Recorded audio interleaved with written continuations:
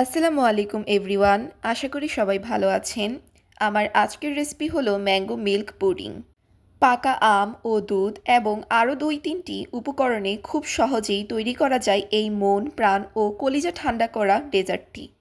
পাকা আমের সিজনে একবার হলেও এই ডেজার্টটি তৈরি করে খাবেন। অল্প খরচে ও অল্প সময়ে এর চেয়ে মজাদার ডেজার্ট আর হয় না। তো আর কথা না বাড়িয়ে চলুন আমাদের আজকের ভিডিওটা শুরু করা যাক।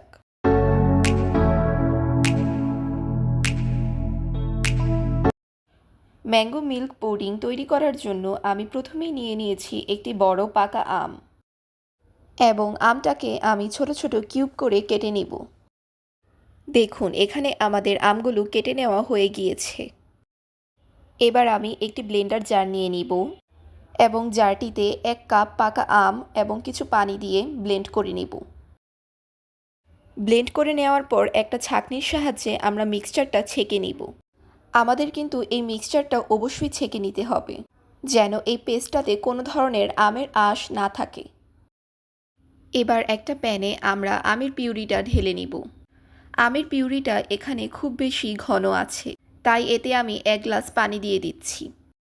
এই ফুল পুডিং তৈরিতে আগার আগার পাউডারটা কিন্তু মাস্ট নিডেড একটা আইটেম। পুডিং তৈরিতে এটি আমাদের ইউজ করতেই হবে। তারপর আমরা অ্যাড করে নিব 3 টেবিল স্পুন চিনি। তারপর একটি হ্যান্ড উইক্সের সাহায্যে আমরা সব কিছু ভালোভাবে নেড়েচেড়ে মিশিয়ে নিব। ভালো করে মেশানো হয়ে গেলে এবার আমরা সরাসরি রান্নায় চলে যাব। এবার চুলায় মিডিয়াম ও হাই হিটে মিশ্রণটাকে অনবরত নেড়েচেড়ে রান্না করতে থাকব।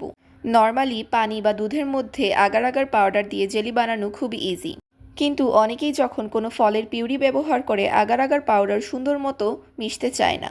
আগার আগার পাউডার দিয়ে জেলি সেট করার জন্য মিশ্রণটা খুবই পাতলা হতে হয়। যে কোনো ফলের রস দিয়ে জেলি বানান না কেন, লিকুইড মিশ্রণটা পানি দিয়ে বা দুধ দিয়ে পাতলা করে নিতে হবে। মিশ্রণটা যত পাতলা হবে আগার আগার পাউডার জমতে তত সুবিধা হবে। যদি মিশ্রণটা আগে থেকেই বেশি ঘন থাকে তাহলে পরবর্তীতে জেলিটা সেট হয় না। যখন রান্না করতে করতে মিশ্রণটাতে এমন একটা বলক চলে আসবে তখন আরও ১-২ মিনিটের মতো রান্না করতে থাকবো। এবার মিশ্রণটাকে চুলা থেকে নামিয়ে নিয়ে গরম অবস্থায় একটা সার্ভিং ডিশে সার্ভ করব।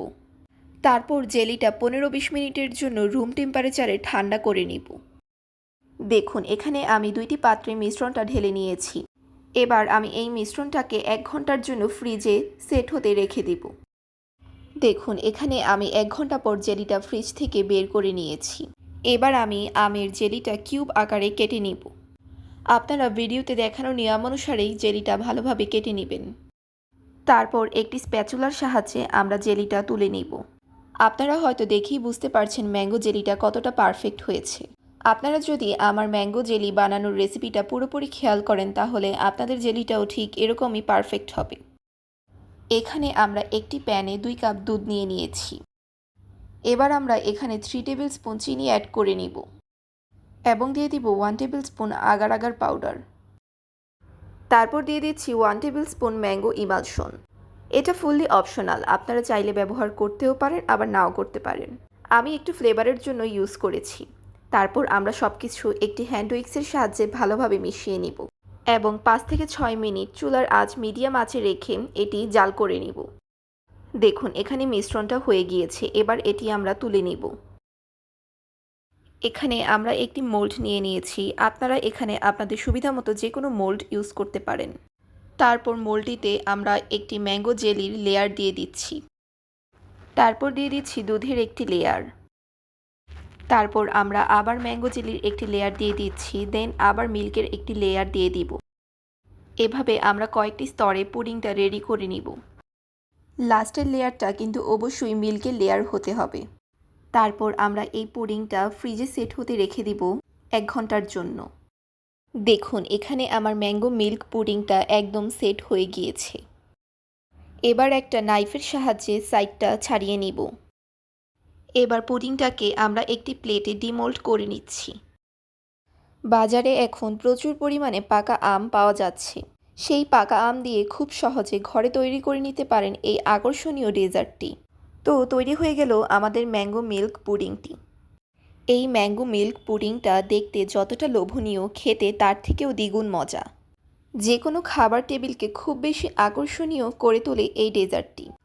খাবারের পর যদি ডেজার্ট আইটেম হিসেবে এমন একটা লাইট এবং হেলদি পুডিং আইটেম হয়, তাহলে কিন্তু সবাই অনেক বেশি খুশি হয়ে যাবে। দেখুন, এখানে আমি আপনাদের পুডিংটা কেটে দেখাচ্ছি আমাদের পুডিংটা কতটা পারফেক্ট হয়েছে। পুডিংটাতে কিন্তু আমাদের আগার আগার পাউডারের পরিমাণ ঠিকঠাক রাখতে হবে। অনেকেই আছে যারা পুডিং বানানোর সময় অনেক বেশি আগার আগার পাউডার ব্যবহার করে, এতে করে পুডিংটা অনেক বেশি হার্ড হয়ে যায়। আবার যদি আমরা কম ব্যবহার করি তাহলে আমাদের পুডিংটা ভালোভাবে সেট হবে না। তো পুডিং বানানোর সময় এই জিনিসটা আমাদের খুব ভালো করে খেয়াল রাখতে হবে। আমার আজকের এই ম্যাঙ্গো মিল্ক পুডিং রেসিপিটা আপনাদের কাছে কেমন লাগলো আমাকে অবশ্যই কমেন্ট করে জানাবেন। আমার চ্যানেলে নতুন হয়ে থাকলে অবশ্যই চ্যানেলটা সাবস্ক্রাইব করে আমার পাশেই থাকবেন। তো আর কথা না বাড়িয়ে আমাদের আজকের ভিডিওটা এখানেই শেষ করছি। সবাই ভালো থাকবেন। আল্লাহ হাফিজ। আসসালামু আলাইকুম।